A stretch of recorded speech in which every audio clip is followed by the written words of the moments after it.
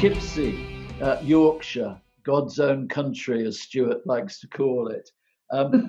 We had one of those people that we always treasured in Time Team, which we used to call them punters, but it was essentially a member of the general public who decided to write to us.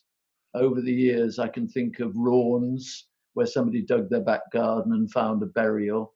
And often I liked it because we were doing archaeology for people who desperately cared about what we found.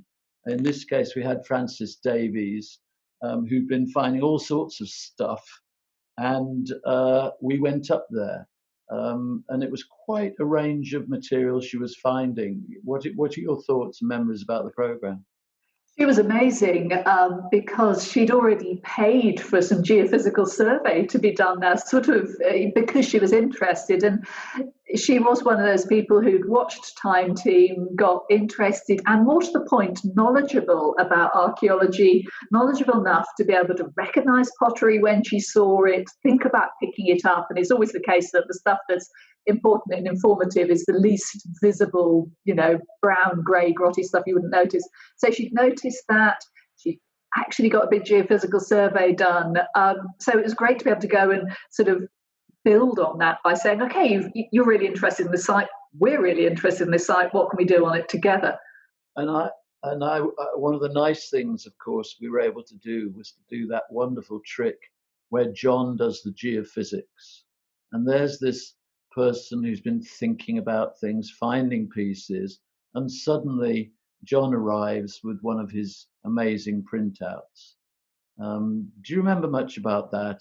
Yeah, well, I remember with the geophysics, it just went on and on and on. So we thought there might be a settlement site there, and there's a Norman Motte and Bailey castle there, which we expected to sort of centre more really in our investigations than it did. And in fact, that's had archaeological research done on it since, drilling cores down in it to try and find what date it is. It actually turns out it's prehistoric of origin.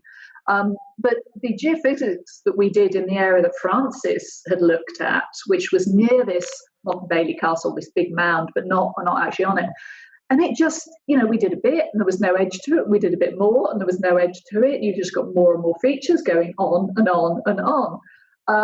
And it was, some Time Teams we'd arrive thinking we'd find a lot and there'd be virtually nothing. And this was a Time Team where we could very easily have really found nothing because we weren't going to work on the Norman Motte and Bailey castle because it was scheduled.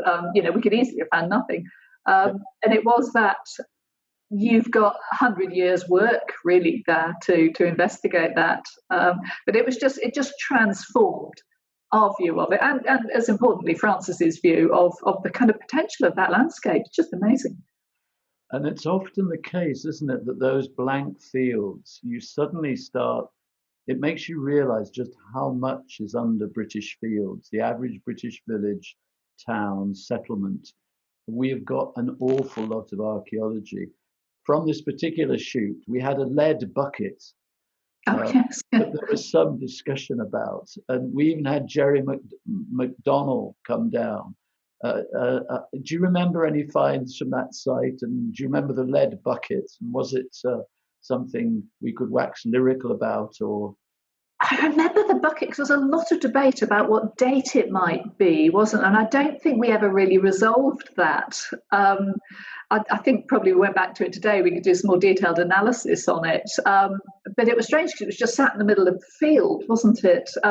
We were thinking it might be something to do with some sort of industrial process. But just bizarre. And as you say, the whole landscape across the British Isles and indeed much of Europe, much of the world really is just full of these mysteries, and they're just sitting there everywhere. But yeah, that lead bucket was just weird, and it's weird that it was left in the ground really, because it would have been so valuable to reuse it. I mean, lead's very reusable, even after the original artifact might have been damaged or whatever it was used for was no longer something you needed to do.